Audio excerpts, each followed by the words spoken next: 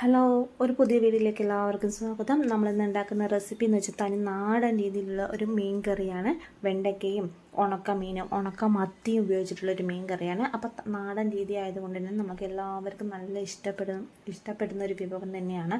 ആർക്കാണോ ഉണക്കമീൻ കറി ഇഷ്ടപ്പെടാത്തത്, പ്രത്യേകിച്ച് നമ്മൾ മലയാളികൾക്ക് ഈ ഒരു കറി ഉണ്ടെങ്കിൽ മതി, നമുക്ക് വേറെ ഒരു കറിൻ്റെയും ആവശ്യമേ ഇല്ല.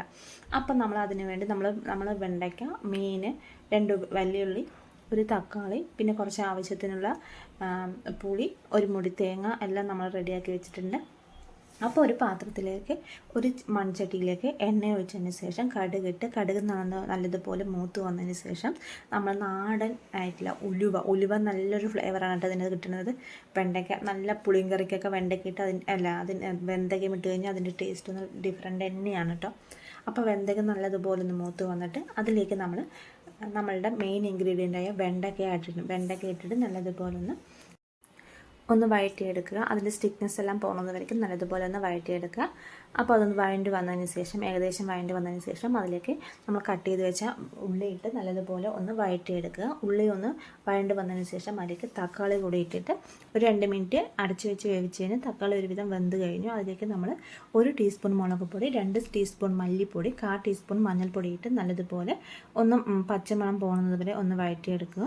അതിലേക്ക് നമ്മളുടെ മെയിൻ ഇൻഗ്രീഡിയൻ്റായ പുളി ആഡ് ചെയ്തിട്ട് നല്ലതുപോലെ പുളി നന്നായി പിഴിഞ്ഞിട്ട് കുറച്ചുകൂടെ വെള്ളം ആവശ്യമുണ്ടെങ്കിൽ വെള്ളം ഒഴിച്ച് നല്ലതുപോലെ പുളി ഒഴിച്ച് നല്ലതുപോലെ ആക്കിയതിന് ശേഷം അതിലേക്ക് നമ്മൾ കുറച്ചുകൂടെ ആവശ്യത്തിനുള്ള ഉപ്പ് കൂടി ഇട്ട് നല്ലതുപോലെ ഒന്ന് തിളയ്ക്കാൻ വയ്ക്കുക.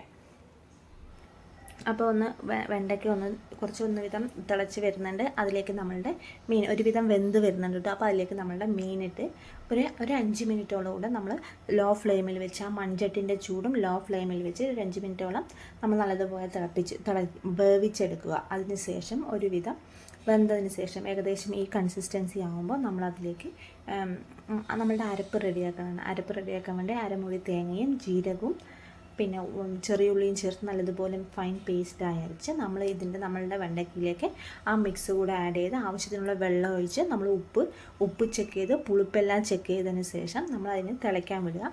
നല്ലതുപോലെ തിള വരുന്നുണ്ട് കേട്ടോ. അപ്പോൾ ഇത്രയേ ഉള്ളൂ നമ്മളുടെ മീൻ കറി. നല്ലൊരു ഉണക്കമീൻ്റെ മണമില്ലേ, നല്ലതുപോലെ തിള വരുമ്പോൾ ആ ഉണക്കമീൻ്റെ മണമില്ല നല്ലതുപോലെ വരുന്നുണ്ട് കേട്ടോ. അപ്പോൾ എല്ലാവരും മസ്റ്റ് ട്രൈ ചെയ്ത് നോക്കണേ. നല്ല സിമ്പിളായിട്ടുള്ള റെസിപ്പി തന്നെയാണ്. എല്ലാവരും മസ്റ്റ് ട്രൈ ചെയ്ത് നോക്കണം. അപ്പോൾ എല്ലാവരും ആദ്യമായിട്ട് കാണുന്നവരാണെങ്കിൽ സബ്സ്ക്രൈബ് ചെയ്തിട്ട് കാണുക, ബെല്ലൈക്കൺ ഇനേബിൾ ചെയ്യുക. അപ്പോൾ നമ്മളിനി അടുത്തൊരു വീഡിയോയിലേക്ക് കാണാം. അപ്പോൾ നമ്മളുടെ ഉണക്കമീൻ കൂട്ടിയിട്ടൊരു ചോറ് കഴിച്ചതിന് ശേഷം നമ്മൾക്ക് അടുത്തൊരു വീഡിയോയിലേക്ക് കാണാം. Okay, by.